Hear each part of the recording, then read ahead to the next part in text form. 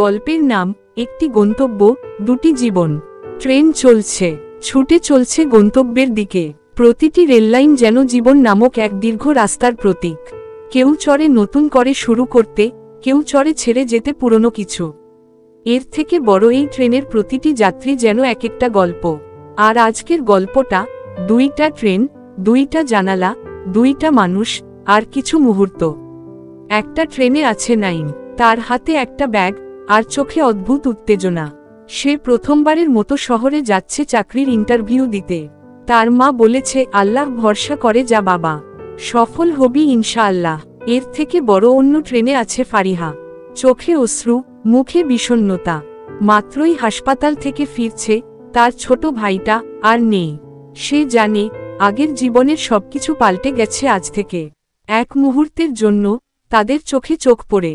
দুজনেই অচেনা, কিন্তু চোখে একটা কথা, আমি জানি তুমি কষ্টে আছো, আমি জানি তুমি আশাবাদী। এর থেকে বড় ট্রেন ধীরে ধীরে আলাদা হয়ে যায়। একে একে দূরে চলে যায় সব দৃশ্য, কিন্তু সেই এক সেকেন্ডের দেখা থেকে যায় মঞ্জুরে। এর থেকে বড় জীবনের রেলপথ এমনই। কিছু মানুষ আসে, ছুঁয়ে যায় হৃদয়, আর হারিয়ে যায়। কিছু সম্পর্ক হয় চোখে চোখের কথাহীন বন্ধন। ঠিক যেমন দুটি ট্রেন কিছু সময় পাশাপাশি চলে, তারপর একসময় চলে যায় ভিন্ন পথে। এর থেকে বড় হয়তো আমরা বুঝতে পারি না, কিন্তু সেই কিছু সেকেন্ডও বদলে দিতে পারে একজন মানুষের মন। হয়তো সেই চোখে চোখের দেখা ফারিহাকে আবার বাঁচতে শিখালো, আর নাইম, সে আরও সাহস পেল এগিয়ে যাওয়ার। এই গল্প আমাদের সবার। আমরাও জীবনের যাত্রী, কেউ পাশে আসে, কেউ সরে যায়, কিন্তু একসঙ্গে চলার সেই মুহূর্তগুলো, তারাই তো জীবনের আসল সৌন্দর্য।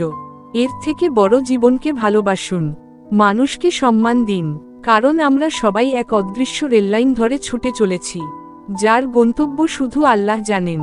এই গল্প আমাদের সবার। আমরাও জীবনের যাত্রী, কেউ পাশে আসে, কেউ সরে যায়, কিন্তু একসঙ্গে চলার সেই মুহূর্তগুলো, তারাই তো জীবনের আসল সৌন্দর্য।